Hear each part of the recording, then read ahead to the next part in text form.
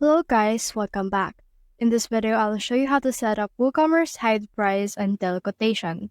Let's get started. So in order to do that, we need to install this WC call for price.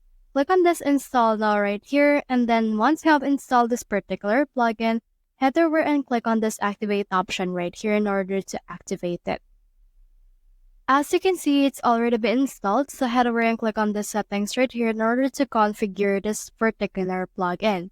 Now you can see this right here. Make sure that this is activated, and you can also show this on all your products, or you can also show this for the price only on empty price products.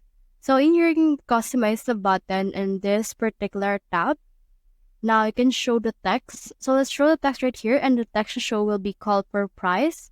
So you can also change it once. So for example, let's put in here get quotation. Now from in there, you can also show image. You can upload that. You can change the button attributes as well. Now you can also click on this rules right here in order to see what it looks like. In order to show some rules, you can enable out of stock on minimum thresholds. And on the actions tab right here, you should be able to see in here the actions that will redirect you to a new page. So you can also redirect this one and open a new tab, and then just put in here a link. So you can put in here your actual email or your telephone number. Then from in there, click on the save settings for this one. Once you have saved this, it should be able to appear on the products that is actually applicable for this particular plugin.